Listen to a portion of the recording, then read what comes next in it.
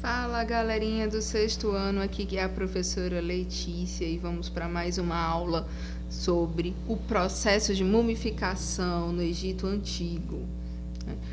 Por que a realização da mumificação? Professor, por que eles faziam isso? Vamos lá. Primeiramente, os egípcios acreditavam na vida pós-morte, que nós vimos nas nossas aulas anteriores. E eles acreditavam que o nosso corpo, aliás, a nossa vida era formada por duas partes. O corpo físico, que a gente conhece, e pelo espírito, que eles chamavam de Ba. E eles acreditavam que o Ba, né, ele era uma forma de um pássaro, ele tinha a forma de um pássaro e que ele poderia voar livre e aparecer quando ele achasse conveniente, ou seja, voltar quando ele achasse que deveria.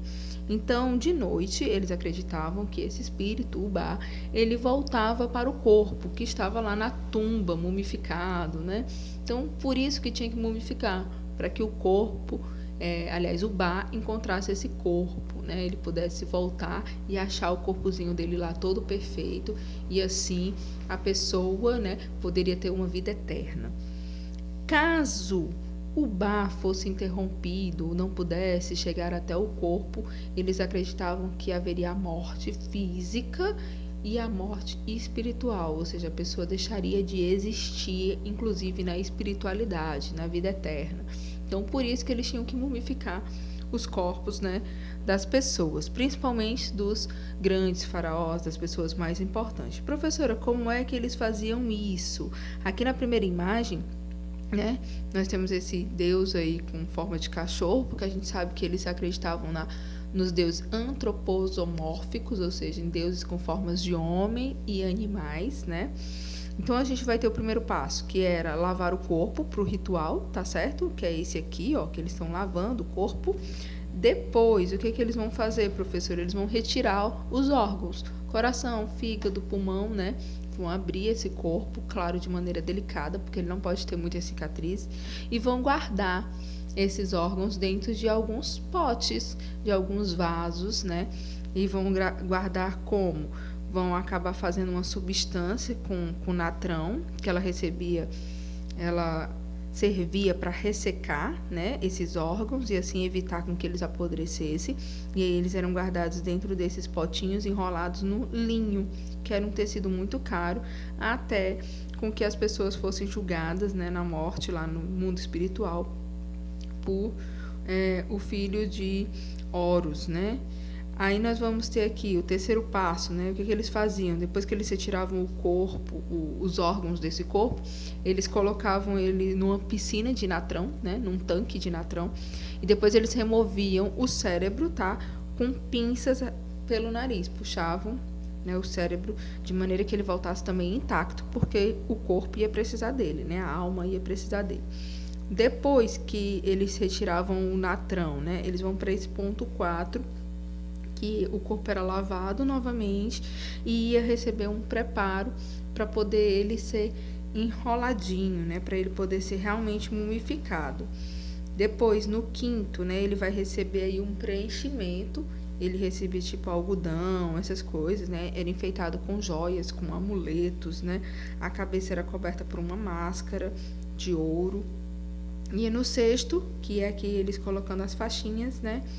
Ele vai ser finalmente enfaixado e a múmia estava pronta e ela era colocada junto com os seus órgãos, os seus vasos, né? Que é os vasos cânopos, que eram colocados os órgãos, tá certo? Aí eles eram guardados e a mumificação estava completa. Aí vamos ver o que mais que eles faziam, né? A gente falou aqui que eles colocavam os órgãos dentro desses vasos cânopos, né? Professora, por quê? Justamente para conservar, né? Então, dentro desses vasos, elas tinham adstringente e betume que envolviam, né, esses órgãos que estavam dentro das ataduras, e aí eles tinham que ser colocados em 4 recipientes, tá certo?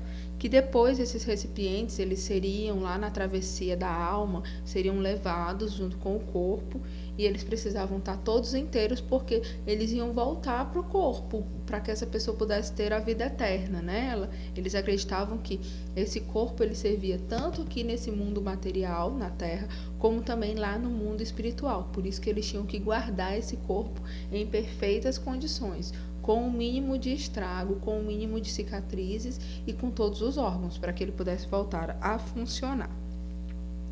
Nós vamos também ter a ideia do livro dos mortos. O que era? Era um nome dado a um grupo de feitiços, fórmulas mágicas, orações e hinos que eles iam fazer durante esse ritual de passagem, tá bom? Então, esse objetivo desses textos era ajudar o morto nessa sua viagem para o outro mundo, permitindo com que ele se afastasse dos perigos espirituais e chegasse calmo e tranquilo, né, no além. Nossa, professora, precisava de tudo isso? Sim, porque depois, no final, ele ia passar pelo tribunal de Osíris, né? Que era esse tribunal? Era onde ele ia ser julgado pelas ações, pelo que ele tinha feito de bom, pelas riquezas que ele tinha levado lá para o mundo espiritual, como é que estava o corpo dele. Então, tudo isso, ele passava por esse momento, tá certo? No tribunal de Osíris, para poder atravessar para a vida eterna. Nossa, bacana, né? Muito legal a gente saber como era a mumificação. E esse processo, pessoal, é um processo de avanço científico grandioso para o período, porque eles tinham que ter conhecimentos médicos, né? Conhecimentos científicos de como é que eles iam retirar esses órgãos sem causar nenhum dano, né, àqueles corpos, sem que estragasse os órgãos, né? E a gente sabe que muitas múmias ficaram intactas e continuam intactas, são descobertas hoje, na atualidade, né? Inclusive, recentemente, o Egito, ele fez um grande desfile das múmias, né? Um desfile faraônico, se a gente puder falar assim, porque foi uma coisa espetacular que eles fizeram para poder transportar as múmias, né, lá de uma cidade para o museu. Depois vocês podem pesquisar na internet sobre esse desfile que eles fizeram, né? E aí nós vamos para a nossa tarefa de hoje. Qual é a tarefa, professora? Vamos lá. Agora imagine que você viveu no Egito Antigo. Conte como seria a sua vida, com quem você mora, o que você faz, se você trabalha ou não, com o que você trabalha. Você pode ser o que você quiser. Então você pode ter sido um construtor, uma construtora de pirâmides, você pode ser um embalsador, uma embalsadora de múmias, um sacerdote, uma sacerdotisa, pode ser um agricultor ou uma agricultora, ou quem sabe um escriba, que era aquele cara que sabia escrever e ler, ou uma escriba, né? Você também pode ser um faraó, ou você pode ser a Cleópatra, que foi a rainha do Egito. Então você vai usar sua criatividade, use sua criatividade para contar a sua história. Escolha uma profissão e descreva um dia de trabalho um dia de trabalho seu no Egito Antigo. E não se esqueça de escrever sobre as suas refeições, o que os egípcios comiam, quais os deuses você mais gostava, você fazia oferendas para eles? Sim? Não? Que era o Nilo, né? Como era a casa onde você morava. Se você quiser, no final você pode fazer um desenho, uma ilustração, mas primeiro você precisa escrever 10 linhas, e aí eu fico aguardando a sua tarefa lá no nosso grupo de atividades de história, tá? Um grande abraço e até a próxima aula.